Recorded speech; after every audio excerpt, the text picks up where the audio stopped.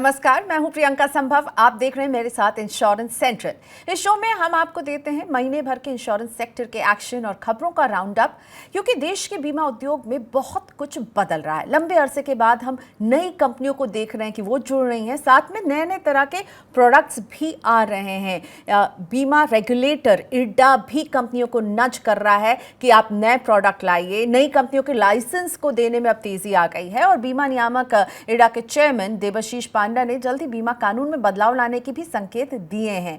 तो इन सब सुधारों का असर आप पर और मेरे जैसे इंश्योरेंस होल्डर्स या पॉलिसी खरीदने वालों पर क्या पड़ेगा, इसे ही हम समझते हैं। अपने शो में हमारे एक्सपर्ट हमें बताते हैं कि सरकार और नियामक की ये कोशिशें क्या 2047 तक इंश्योरेंस फॉर ऑल के टारगेट तक पहुंचा पाएंगी। तो इन सब पर हम बात करने वाले हैं। रहिए मेरे साथ। आज के शो में जानिए एक नए तरह के इंश्योरेंस प्लान यानी सरोगेसी प्लान की अब बात हो रही है। सरोगेसी के खर्चे को कवर करने के लिए बीमा कंपनियां ये प्लान अब लाएंगी। बीमा नियामक इरडा ने निर्देश दिए हैं। इस प्लान की खासियत को समझेंगे। बीमा उद्योग में बढ़ रही हैं कंपनियां। 4 नई बीमा कंपनी आई हैं, जिनमें से 3 जीवन बीमा कंपनी हैं और 1 जनरल इंश्योरेंस कंपनी है। इन कंपनियों की तादाद बढ़ने से बीमा की पहुंच कितनी बढ़ पाएगी, ये समझेंगे। और साल 2047 तक हर घर बीमा की पहुंच मुहैया कराने के लिए क्या किए जाने की जरूरत है, क्या सोचते हैं वो लोग जो बीमा इंडस्ट्री से जुड़े हुए हैं यानी एक्सपर्ट्स। और आज मेरे साथ इस सवाल का जवाब देने के लिए निशा सांघवी जुड़ेंगी। उनसे हम इस पर बात करने वाले हैं। लेकिन आगे बढ़ने से पहले एक अच्छी खबर आपको दे देते हैं कि वाहनों के लिए अनिवार्य रूप से खरीदे जाने वाले थर्ड पार्टी मोटर इंश्योरेंस के प्रीमियम में आपको राहत मिल सकती है। सड़क परिवहन और राजमार्ग मंत्रालय ने वित्त वर्ष 2023-24 के लिए वाहन बीमा प्रीमियम की नई दरों का ड्राफ्ट तैयार किया है और इसमें कहा गया है कि इस प्रीमियम को नहीं बढ़ाया जाए। तो 1000 सीसी की कैपेसिटी की कार है तो इसका बेस प्राइस रहेगा 2094 रुपए। 1000 सीसी से ऊपर की कार है तो उसका जो इंश्योरेंस का बेस प्राइस थर्ड पार्टी करेगा कुछ 3400 रुपए। और 1500 सीसी से ज्यादा की कार होगी तो 7000 से ऊपर कुछ इसका बेस प्रीमियम का प्राइस रहेगा, जो पिछले साल की तरह ही रहने वाला है। तो चलिए आपकी जेब पर कम बोझ पड़ेगा। ऐसे ही और बड़ी खबरें क्या हुई हैं इंश्योरेंस के क्षेत्र में, देखते हैं इंश्योरेंस हेडलाइंस। बीमा सुगम के लिए करना होगा इंतजार। पोर्टल को कारगर बनाने की कवायद में जुटा है इरडा। पोर्टल के अब अगस्त तक लॉन्च होने के आसार नहीं। ग्राहकों को किफायती बीमा सुविधा देगा सुगम पोर्टल। ऑनलाइन बीमा बाजार के रूप में करेगा ये काम। इसके जरिए बीमा बेच सकेंगी कंपनियां। ग्राहकों को एक मंच पर मिलेंगे ज्यादा विकल्प। बिपरजॉय के दावों को जल्द करें निपटान। इंश्योरेंस रेगुलेटर इरडा ने दिया बीमा कंपनियों को निर्देश। सर्कुलर में कहा सभी दावों का तत्काल किया जाए सर्वेक्षण। दावों के निपटान और पत्राचार में इलेक्ट्रॉनिक संचार का उपयोग करें। दावों के मूल्यांकन के लिए डिजिटल प्रक्रियाओं का लिया जाए सहारा। लोगों की सुविधा के लिए 24 घंटे चलने वाली हेल्पलाइन शुरू की जाए। चक्रवात बिपरजॉय की वजह से कई राज्यों में मकानों और कारोबार को भारी नुकसान।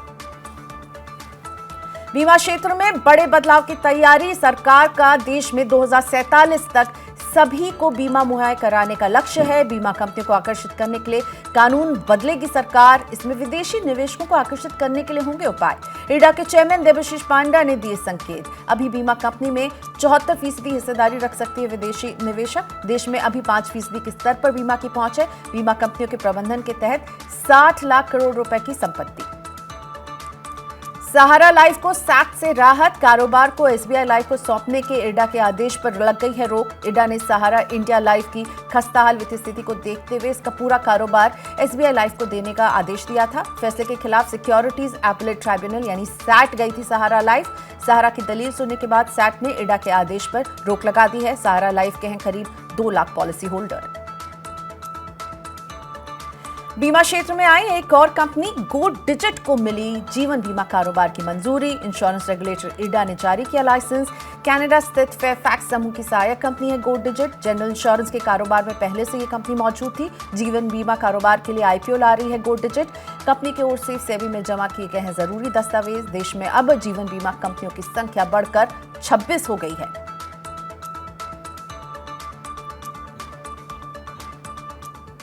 बीमा नियामक इरडा के निर्देश के बाद अब जनरल इंश्योरेंस कंपनियां सरोगेसी बीमा लॉन्च करने की दिशा में तेजी से आगे बढ़ रही हैं।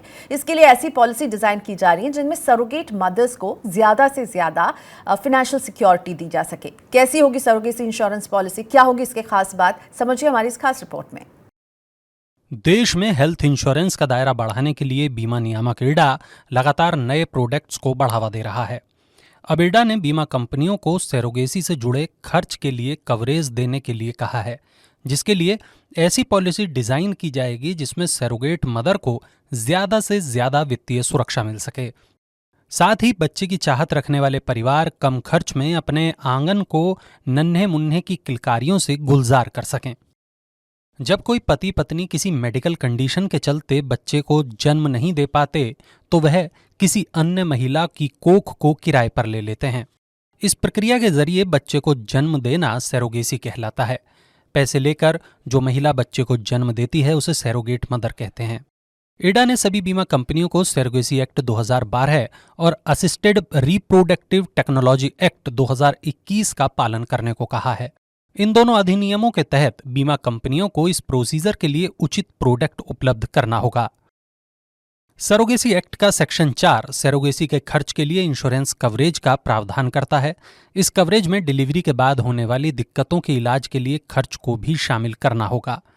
बीमा उद्योग के सूत्रों के अनुसार फिलहाल करीब आधा दर्जन जनरल इंश्योरेंस कंपनियां सरोगेसी बीमा से जुड़े विशिष्ट उत्पादों को डिजाइन करने पर काम कर रही हैं।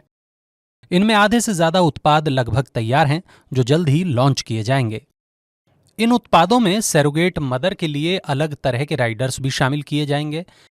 इस बारे में बजाज अलियांस जनरल इंश्योरेंस की हेल्थ एडमिनिस्ट्रेशन टीम के प्रमुख भास्कर नेरूरकर कहते हैं कि सरोगेसी इंश्योरेंस की दिशा में इरडा का कदम स्वागत योग्य है। यह बीमा ऐसे परिवारों के लिए कवर प्रदान करेगा जो विभिन्न कारणों से बच्चा पैदा नहीं कर पा रहे हैं। अब वह चिकित्सा क्षेत्र में उन्नति की वजह से माता पिता बनने का सपना पूरा करना चाहते हैं। सरोगेसी नियमन कानून के तहत जो दंपति सरोगेसी से बच्चे पैदा करना चाह रहे हों, उन्हें सरोगेट मदर के लिए 36 महीनों का स्वास्थ्य बीमा खरीदना होगा। यह बीमा इरडा से मान्यता प्राप्त किसी बीमा कंपनी या बीमा एजेंट से खरीदा जा सकता है।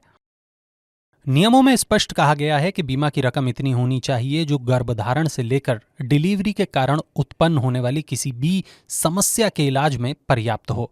भारत में सरोगेसी का औसत खर्च 20 लाख रुपए है। Personal finance expert Jitendra Solanki कहते हैं कि सरोगेसी इंश्योरेंस से जुड़े इरडा के दिशा निर्देश काफी महत्वपूर्ण हैं। रेगुलेटर की इस पहल से सरोगेसी से जुड़े इंश्योरेंस को लेकर स्थितियां साफ होंगी। इससे उन दंपति को बड़ा फायदा होगा जिन्हें बच्चे नहीं हो पा रहे हैं और वह सरोगेसी का तरीका अपनाना चाहते हैं। साथ ही सरोगेट मदर्स के लिए डिलीवरी के बाद भी एक तय समय तक के लिए स्वास्थ्य से जुड़ी तमाम तरह की चिंताओं से मुक्ति मिल जाएगी। हेल्थ इंश्योरेंस पॉलिसीज के तहत सरोगेसी को शामिल करने के इरडा के इस कदम से यह प्रोसेस किफायती बनेगा और बच्चा चाहने वाले कपल्स से लेकर सरोगेट मदर्स दोनों को वित्तीय सुरक्षा देगा। बीते एक साल में कई नए तरह के प्लान्स हमने देखे हैं, पे एज यू ड्राइव, पे हाउ यू ड्राइव, और इसी कड़ी में अब ये सरोगेसी को लेकर के भी एक प्लान लॉन्च करने की तैयारी है और मुझे लगता है इससे ज़्यादा लोगों तक बीमा पहुंच पाएगा क्योंकि उनके लिए स्पेसिफिक प्रोडक्ट्स लाने की कोशिश की जा रही है।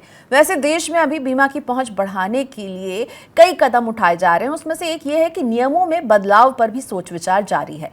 मौजूदा नियम यह है कि विदेशी निवेशकों को बीमा कंपनियों में 74% तक हिस्सेदारी रखने की अनुमति है। बीमा नियामक इरडा के चेयरमैन देवाशीष पांडा ने विदेशी कंपनियों को आकर्षित करने के लिए सरकार की ओर से जल्द ही बीमा कानून में बदलाव लाने के संकेत दिए और ये अच्छी खबर है। 140 करोड़ जनसंख्या वाले देश में जहां बीमा की पहुंच 5% से भी कम है, इस तरह के कदम की जरूरत है। भारत में बीमा कंपनियों के प्रबंधन के तहत अब 60 लाख करोड़ रुपए की संपत्ति पार कर चुकी है और ये राशि पोलैंड और स्वीडन सहित कई देशों की अर्थव्यवस्था से भी बड़ी है। मार्च 2023 में समाप्त वित्त वर्ष में इस क्षेत्र में 13.7% की बढ़त हमने देखी है। तो इन सब के बीच में क्या चुनौतियां, कैसे पहुंचे बीमा उन तक जो अभी तक इसे नहीं खरीद रहे हैं, कंपनियां क्या करें, सरकार क्या करें, इन सब पर बात करते हैं। मेरे साथ जुड़ रही हैं सर्टिफाइड फाइनेंशियल प्लानर और प्रोमो फिनटेक की डायरेक्टर निशा सांघवी। निशा बीमा के क्षेत्र में काम कर चुकी हैं और इसीलिए इस क्षेत्र को बहुत अच्छे से समझती भी हैं। थैंक यू सो मच निशा, आज आपने वक्त निकाला हमारे इस खास मंथली शो इंश्योरेंस सेंट्रल के लिए। सबसे पहले तो नई कंपनी गो डिजिट लाइफ आ गई है। अब लाइफ इंश्योरेंस का इसे लाइसेंस लाइसेंस मिल गया है। अब हम देख रहे हैं कि इन टोटल अराउंड 26 कंपनीज हो गई हैं लाइफ इंश्योरेंस की। एक हमने देखा साथ में अभी कुछ ही समय पहले एक जनरल हेल्थ इंश्योरेंस की कंपनी आई, तो 4 नई बीमा कंपनी जो है एंट्री ले चुकी हैं। ऑलमोस्ट 12 साल के बाद हम इतना एक्टिव देख रहे हैं रेगुलेटर को। इस मूव को आप कैसे देखती हैं? एक के बाद एक हमने देखा बीते 6 महीने में नई कंपनियों को आते हुए। Thank you Priyanka. मुझे बहुत अच्छा लगता है आपके साथ शो करने में। आपके जो सवाल है उस पे एक एक करके बात करेंगे। नई कंपनी जो लॉन्च हुई है गो डिजिट, उसे लाइफ इंश्योरेंस का लाइसेंस मिल गया। गो डिजिट एक जब भी जनरल इंश्योरेंस का लाइसेंस मिला था और उन्होंने बिजनेस स्टार्ट किया था इंडिया में, तो it was a changing thing, क्योंकि वो पूरा ही डिजिटल करते थे। ना ही उनकी ज्यादा ऑफिसेस थी, ना ही उनका फिजिकल पेपर वर्क लगता था, सब कुछ ऑनलाइन था। And then covid made it all the more के आपको सब कुछ ऑनलाइन ही करना है, go digit, right? So digital way में ही सारा ही कुछ होना है। इसलिए अगर ये लाइफ में आ रहे हैं तो आई एम श्योर कुछ नया इनोवेशन के साथ आएंगे, नए नए प्रोडक्ट्स आएंगे, इनोवेटिव प्रोडक्ट्स जो लोगों की नीड्स को सफाइज करेंगे, ना ही सिर्फ इंश्योरेंस एज अ बिजनेस के लिए वो सफाइज होंगे। ओके तो लेकिन मैं ये चाहूंगी, चलिए गो डिजिट आपको अच्छी लग रही है, इस कंपनी आ रही है तो, लेकिन मैं ये भी जानना चाहूंगी कि एक के बाद एक ऑलमोस्ट हम 11-12 साल के बाद इंश्योरेंस रेगुलेटर को इतना एक्टिव देख रहे हैं। आपको कैसा लग रहा है? नई कंपनियां आ रही हैं, अच्छी बात है, कंपटीशन बढ़ेगा। इसमें दो फायदे हैं और नुकसान भी हो सकता है। सो इसमें ऐसा है कि अगर हम कंपेयर करें हमारा पॉपुलेशन और यूएस का पॉपुलेशन, हम कई कई परसेंटेज से आगे है पॉपुलेशन में। और वहां पर इंश्योरेंस कंपनी अगर हम डिफाइन करेंगे सिर्फ हेल्थ इंश्योरेंस कंपनी, वहां पर 950 से ज्यादा हेल्थ इंश्योरेंस कंपनीज है। और ओवरऑल अगर हम इंश्योरेंस कंपनीज की बात करेंगे तो 5000 से भी ज्यादा इंश्योरेंस कंपनी है। और हम 50 के आसपास पे रेंज कर रहे हैं, 50-60 के आसपास है। ये हमारे इंडिया की इंश्योरेंस कंपनीज है जो हमें केटर करती है। तो अगर ज्यादा इंश्योरेंस कंपनीज आएगी तो यस, ज्यादा रीच बढ़ने की कोशिश रहेगी, क्योंकि सब अपना अपना रीजन पकड़ के चलते हैं कि ये हमारी एक्सपर्टीज हो सकती है, ये प्रोडक्ट इनोवेशन में ये हमारा फायदा हो सकता है, या ये रीजन में हम ज्यादा बिजनेस कर सकते हैं। वो एक एंगल हो सकता है। दूसरा है कि आईआरडीए जब भी कोई लाइसेंस इशू करता है, इंश्योरेंस कंपनी का हो, इंटरमीडिएटरी का हो, तो मैंने एक्सपीरियंस किया है जब भी हमने ब्रोकिंग का लाइसेंस मैंने जब जॉब के टाइम पे किया था, तो आईआरडीए के पास इतना फुल प्रूफ प्लान होता है कि अगर आपको वो लाइसेंस दे रही है तो आपसे क्या एक्सपेक्टेशन सेट की है वो बहुत क्लियर होता है। आपसे कमिटमेंट ली जाती है कि आप अगर रूरल में जाके बिजनेस करोगे तो आपसे ये पूछा जाता है टाइम टू टाइम कि आपने रूरल में कितना बिजनेस किया। तो ये तो इंटरमीडिएटरी की बात, तो ये तो इंश्योरेंस कंपनी है सामने। तो अगर सामने ये इंश्योरेंस कंपनीज आ रही है तो मेरे हिसाब से एज अ कंज्यूमर मेरे लिए बहुत फायदेमंद रहेगा, क्योंकि कंपटीशन बढ़ेगी तो प्राइसिंग भी चेंज होगी, कॉम्पिटिटिव हो जाएगी, कोई अपनी एक मोनोपोली या गुंडागर्दी नहीं करेगा। आपने भी हेल्थ इंश्योरेंस की बात की निशा। हमारे देश की जो पॉपुलेशन है और उसको केटर करने के लिए अभी सिर्फ है 30 हेल्थ इंश्योरेंस कंपनियां। यहाँ पर भी ज़रूरी है कि और कंपनियां आए। क्यों नहीं आती हैं कंपनियां, और इनको बढ़ाने की कितनी आवश्यकता आपको लगती है? क्योंकि मुझे तो नहीं लगता है कि 30 हेल्थ इंश्योरेंस कंपनी या जनरल इंश्योरेंस कंपनी कहीं से भी इनफ है। आपने एकदम सही कहा प्रियंका, बिकॉज 30 इंश्योरेंस कंपनीज इतने सारे लोगों को कैसे केटर करेगी? और मान लीजिए कि अगर एक ही कंपनी सारा बिजनेस कर रही है तो उनके ऊपर क्लेम का भी प्रेशर है कि अगर ज्यादा क्लेम आएगा तो उनका सॉल्वेंसी रेशियो हिल जाएगा, राइट? तो ज्यादा इंश्योरेंस कंपनीज डेफिनेटली होनी चाहिए और लाइसेंसेस ज्यादा इशू होने चाहिए। हमारे कंट्री के रूल थोड़े स्ट्रिक्ट है बिकॉज आईआरडीए काफी कंजर्वेटिव वे में रहा है इतने साल तक। और ये जो नए चेयरमैन आए हैं पांडा जी, ही इज वेरी इनोवेटिव। जैसे मैंने पिछले टाइम भी एक इंटरव्यू में कहा था कि he is come with like very open to ideas. वो कहते हैं कि आप प्रोडक्ट लॉन्च कर दो फिर मेरे पास फाइलिंग के लिए है, वरना पहले तो फाइलिंग होती थी और कितने दिनों तक वो फाइलिंग का अप्रूवल ही नहीं आता था। तो वो प्रोडक्ट की आइडिया है वो जा चुकी होती है डिब्बे में। तो उससे तो अच्छा है कि एटलीस्ट नई चीजें हो रही है, मूवमेंट हो रही है। तो आई थिंक ये एज अ कंज्यूमर बहुत एडवांटेज होगा। राइट, यूज एंड फाइल का जिक्र कर रही थी निशा, और ये एक क्रांतिकारी बदलाव रहा है इस सेक्टर के लिए कि आप प्रोडक्ट पहले लॉन्च कर दीजिए, वो यूज़ एंड फाइल के लिए लंबा इंतज़ार कि आपको परमिशन मिलेगी तब करेंगे। सो काफ़ी इनोवेशन है। आपने बात की यहाँ पर रेडा के चेयरमैन देबाशीष पांडा की, उनका एक कोट मैं भी आपको बताना चाहूँगी। उन्होंने जो इंडिकेशन दिए उससे लग रहा है कि वो इंटरेस्टेड दिख रहे हैं कि विदेशी कंपनियों को आकर्षित करने के लिए नियमों में बदलाव आए, कानून बदले जाएँ।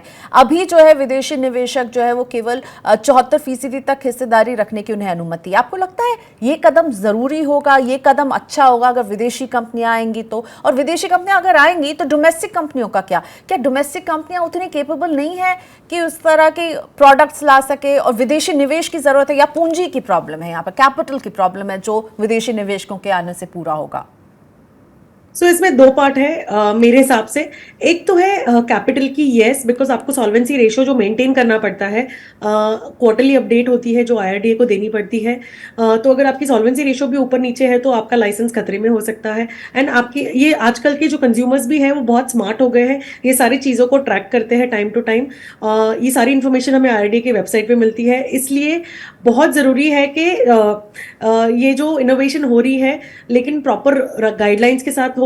तो जब भी नए कंपनीज आएंगे तो उनका फॉरेन कैपिटल के साथ आएगी, तो नए आइडियाज के साथ भी आएगी, क्योंकि अगर कोई अपना कैपिटल लगा रहा है अपने कंट्री में तो वो अपना आइडियाज भी ले आएगा टेबल पे कि हम और क्या वैल्यू ऐड कर सकते हैं पैसों के सिवाय। तो आई थिंक कि अच्छा मूव हो सकता है, भले लिमिट बढ़े या ना बढ़े, बट येस, इनोवेशन डेफिनेटली आएगा और नए प्रोडक्ट्स हमें देखने के लिए मिलेंगे। इंडियन कंपनीज को क्या होगा या एग्जिस्टिंग कंपनीज को क्या होगा, आई डोंट थिंक सो कोई इशू आएगा, बिकॉज हमारा मार्केट अभी भी इतना अनटैप्ड है। कितने लोग इंश्योरेंस लेते हैं, राइट? अगर मैं और आप हमेशा ही इतने क्वेश्चंस आंसर हम हेलो मनी 9 करते हैं तो कितने लोग लेते हैं अल्टीमेटली, राइट? तो basically it's about awareness, reach, penetration, ये सब चीजें हैं जो जीडीपी में हिस्सा है वो भी जो है कम से कम, मतलब वो भी 5% से नीचे 4.2 के आसपास है इकोनॉमिक सर्वे में जो हमें पता चल रहा है। और ओवरऑल रीच भी अगर देखें हम, जनरल और लाइफ को भी मिला करके भी देखें तब भी 5% से कम लोगों के पास बीमा है। तो वाकई में और कंपनियों की और पूंजी की और इनोवेशन की जरूरत है। इन सब के बीच में एक टारगेट सरकार ने फिक्स किया है कि 2047 तक इंश्योरेंस फॉर ऑल। ये कितना टॉल ऑर्डर लगता है और इसमें आपको क्या लगता है क्या किए जाने की जरूरत है if they want to seriously reach to this target insurance for all 2047 तक? प्रियंका, ये जो उन्होंने टारगेट सेट किया है वो 20-25 ईयर्स पकड़ के चला है, तो मेरे हिसाब से ये डुएबल है। जो हम जितना यंगर कंट्री है इन द वर्ल्ड, तो इतनी इनोवेशन और टेक्नोलॉजी हम यूज करेंगे ज़्यादा से ज़्यादा, और उसी वजह से ज़्यादा टेक्नोलॉजी यूसेज की वजह से ही ज़्यादा प्रोडक्ट रीच होगा। तो I think it's a wonderful target to keep के चलो अचीव। अगर what is the biggest problem इसमें आपको क्या दिखता है? आपकी तरफ से क्या सजेशन होगा इसको अचीव करने के लिए? क्या किए जाने की जरूरत है? क्योंकि आप डेली बेसिस पर लोगों से इंटरैक्ट करती है जिनके पास बीमा नहीं है, उन्हें कन्विंस करती हैं बीमा खरीदने के लिए, तो आप वहां पे क्या गैप महसूस करती हैं? क्या किए जाने की जरूरत है? तो बिगेस्ट गैप ना प्रियंका सोच का है और कुछ नहीं है। हमें सब कुछ फ्री में चाहिए होता है कि फ्री में मिल रहा है, डिस्काउंट में मिल रहा है, तो ये सोच को बदलना है। If you want anything you have to pay. मतलब फ्री में कुछ नहीं आता, अगर फ्री में आ रहा है मतलब देयर इज अ कैवियट, मतलब कुछ तो हिडन है, फ्री लंचेस नहीं होते हैं। तो we have to have that habit of paying insurances. And IRDA also वो हेल्थ इंश्योरेंस से पहले वो प्रीमियम पेमेंट का जो था वो एनुअली था, तो वो मोड्स भी लेके आ रहे हैं। कितनी सारी चीजें आप कर पा रहे हो कि आप मंथली पे कीजिए, क्वार्टरली पे कीजिए, लेकिन लीजिए, लेना जरूरी है। तो ये एक सोशल सिक्योरिटी का एक कदम होगा। जैसे इनिशियली जनधन था तो बैंक अकाउंट खुल गए, वैसे ही उन्होंने इंश्योरेंस भी स्टार्ट किया, तो एटलीस्ट 2 लाख के इंश्योरेंस लोग खरीद तो रहे, राइट? सेम वे अगर हम 47 का टारगेट पकड़ रहे हैं 2047, आई थिंक अगर हम 100% ना हुए एटलीस्ट 50% तो हो जाए। Okay, right. और मुझे लगता है कि सारी ही चीजें जो एक साथ मिल जाती हैं, ज्यादा कंपनियां होंगी तो उनके लिए रिस्क जब थोड़ा सा वो बटेगा तो फिर शायद प्रीमियम भी कम होगा, और प्रीमियम कम होगा तो लोग आएंगे। It's all interlinked in a way, you know, whatever steps which are being taken. अब मैं बात करना चाहूंगी एक नए तरह का प्रोडक्ट जो कि बीमा नियामक ने कहा है कि सरोगेसी इंश्योरेंस कवर लेकर आए, उन्होंने निर्देश दे दिया है। तो अगर इरडा इस तरह का निर्देश देती है, इसका पालन करना कितना ज़रूरी होता है? और हम क्या देखेंगे अक्रॉस द बोर्ड सारी कंपनियां इस तरह के प्लान्स लेकर आएंगी, या फिर अगर इरडा ने निर्देश दिया जरूरी नहीं सभी कंपनियां लेकर आए? हालांकि सरोगेसी एक्ट में कहा गया कि ये कवर देना है, उसके तहत ही इस कदम को उठाया जा रहा है। सो जैसे प्रियंका, आईआरडीए ने एक पास किया है कि ये होना चाहिए, तो इंश्योरेंस कंपनीज क्या करेगी, एटलीस्ट उनके कोई तो एक प्रोडक्ट में तो इंक्लूड कर ही देगी। So every insurance company will have 2 to 3 types of health insurance products, तो उसमें एटलीस्ट एक हाथ में आ जाएगा, फॉर श्योर आएगा। क्योंकि जैसे आईवीएफ और ऑर्गन डोनर राइट। तो ये सारे एक्सपेंसेस पहले कवर नहीं होते थे, राइट, तो आजकल हो रहे हैं। बहुत सारे इंश्योरेंस कंपनीज कवर कर रहे हैं। तो same way surrogacy also plays an integral role, क्योंकि जिस तरीके से लोगों का लाइफस्टाइल है, लोग जो जो एज में शादी करना चाहते हैं और फैमिली करना चाहते हैं, तो I think surrogacy is a very big market out here where insurance has to get covered. And eventually I think first it will start with the corporate insurances and then it will pass on to retail. Okay, so आपको क्या लगता है कि इसको एक add on की तरह health insurance में दिया जाएगा या स्टैंड अलोन प्रोडक्ट लाया जाएगा, और इसका प्रीमियम किस रेंज में रह सकता है? और क्योंकि ये बहुत लॉन्ग टर्म नहीं होगा, ये शॉर्ट टर्म वाले जो होते हैं इंश्योरेंस वो रहेंगे, क्योंकि it won't be like life long नहीं रहेगा, राइट? तो प्रीमियम किस रेंज में रह सकते हैं? एड ऑन की तरह आएंगे या इंडिपेंडेंट प्लान्स भी आते हुए हम देख सकते हैं? निशा, व्हाट इज योर व्यू? सो प्रियंका, इसमें ना 2-3 चीजें हमें ध्यान में रखनी होगी। जब भी हम सरोगेसी की बात करते हैं तो इसमें देयर इज एक सम इंश्योर्ड। अगर मेरी पॉलिसी है, मैं सरोगेसी को ऐड करती हूँ, तो या तो वो प्रोडक्ट के इनबिल्ट होगा, तो वो प्राइसिंग उसके साथ इनबिल्ट होगी, या तो अगर मैं एज एन एड ऑन ले रही हूँ तो वो एड ऑन की प्राइस मुझे देनी है, क्योंकि इसमें मेरे अलावा भी जो सरोगेटर है उसको भी कवर करना होगा, और जो चाइल्ड आएगा उसको भी कैसे ऐड किया जाएगा, राइट? तो इसमें 3 लोग इन्वॉल्व है, तो इन तीनों की कवरेज कैसे होगी, इसकी प्राइसिंग कैसे बैठेगी, ये बहुत ही क्या बोलते हैं ट्रिकी सिचुएशन होगी इंश्योरेंस कंपनी को प्राइसिंग करने के लिए। Similarly in the range of, जैसे आईवीएफ जब हम देखते हैं तो वेटिंग पीरियड लगा देंगे, आप तुरंत कवर नहीं कर सकते हो। तो जो जिन लोगों को मेटर्निटी कवर करनी है तो उनको वेटिंग पीरियड रुकना पड़ता है, या 3 साल का प्रीमियम एक साथ दे दीजिए तो आपको कवरेज मिल जाएगी। सो आईआरडीए ने अगर रूल बनाया है तो इंश्योरेंस कंपनी को फॉलो करना है, वो उसका तरीका निकाल लेते हैं कि कैसे उसको इंक्लूड करना है। और कितना वक्त आपको लगेगा, क्योंकि अभी दिया है निर्देश, तो आपको क्या लगता है विद इन अ ईयर? हाँ, 3 to 6 मंथ। आजकल बहुत फटाफट प्रोडक्ट चेंजेस होते हैं, लोग इंक्लूड कर देते हैं नए। And I think new product launches are due.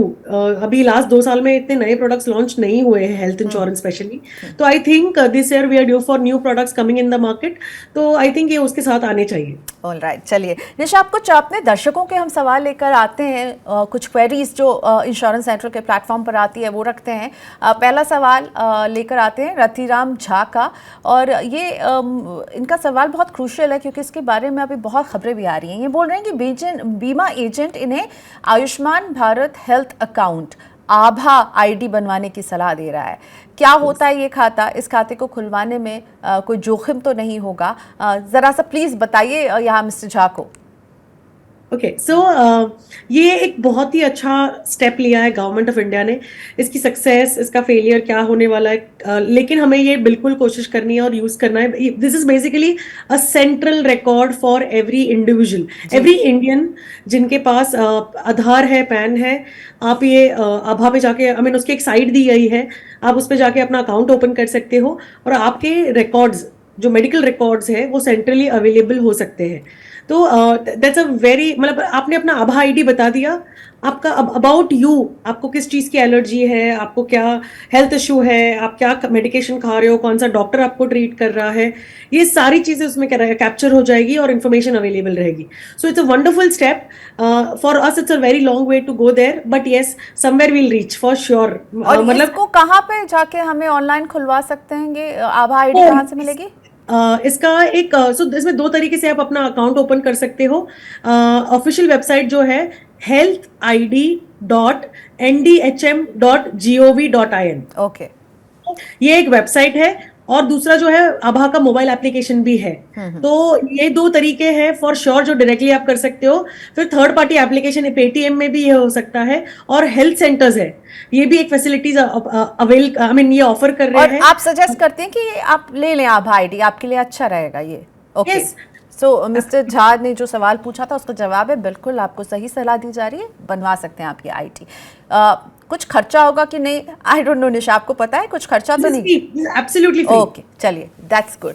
अगला सवाल अब लेकर आते हैं मनोज चौहान का। मनोज चौहान की उम्र इन्होंने हमें बताई है कि ये 48 साल के हैं, और ये पूछ रहे हैं, मैं एक टेक्सटाइल कंपनी में काम करता हूँ, अभी तक कोई टर्म इंश्योरेंस प्लान मैंने नहीं लिया है, हालांकि अब मेरे पास प्रीमियम भरने की दिक्कत नहीं है, क्या मुझे टर्म प्लान खरीदना चाहिए, और अगर हाँ तो कितने का कवर मुझे लेना चाहिए?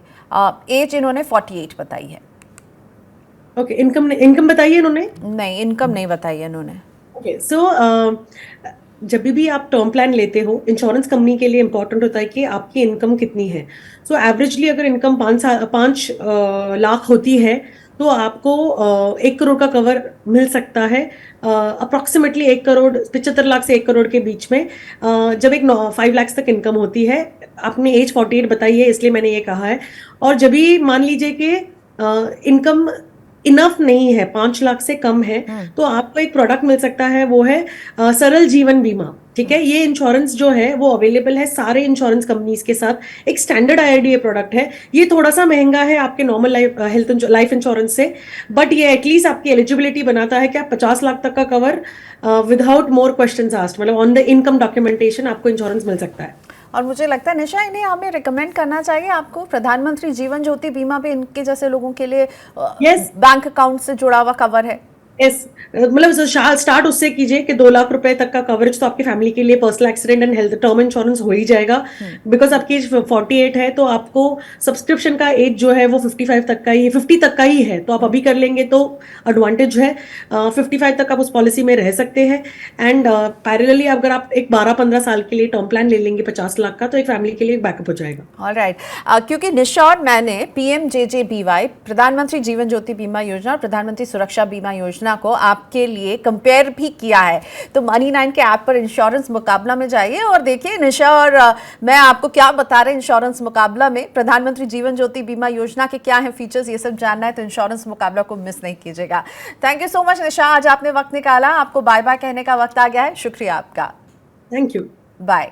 चलिए, तो आज के शो को यहीं पर हम वाइंड अप करते हैं। इंश्योरेंस से जुड़ा अगर सवाल आप हम तक पहुंचाना चाहते हैं तो इंश्योरेंस लिखकर आप अपने सवाल को हमें व्हाट्सएप के जरिए पहुंचा सकते हैं। साथ ही में हम Money9 के YouTube चैनल पर डेली हेलो Money9 भी लेकर आते हैं, वहां पर भी आप अपने सवाल हमें भेज सकते हैं।